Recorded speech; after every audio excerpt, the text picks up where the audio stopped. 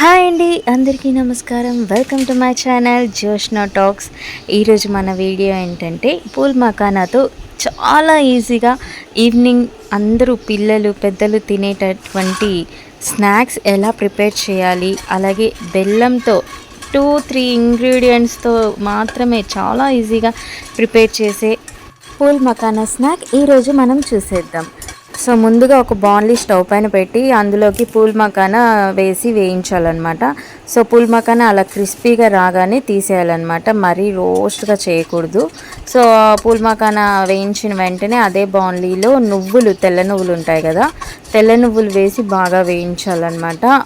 మంట అయితే లో ఫ్లేమ్లోనే పెట్టుకోండి, హై ఫ్లేమ్ పెడితే మాత్రం మాడిపోతుంది.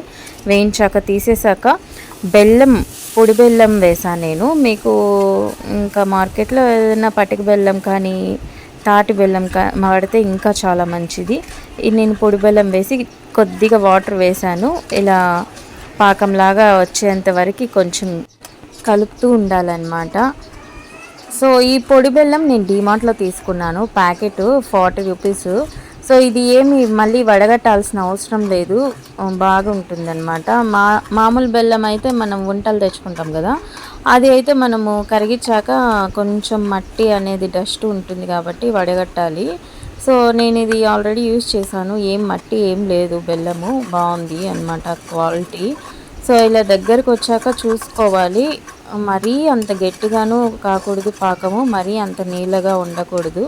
అలా చూసుకుంటూ ఉండాలి మధ్య మధ్యలో పాకము, మరీ గట్టి పడిపోకుండా. మంట మాత్రం లో ఫ్లేమ్లోనే పెట్టుకోవాలన్నమాట.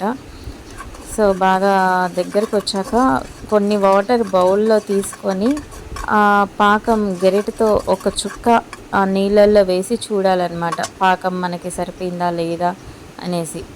ఆ కన్సిస్టెన్సీలో వచ్చాక పాకము అందులోకి పూల్ మఖానా అలాగే వేయించుకున్న నువ్వులు 2 కలిపి వేసేయాలన్నమాట.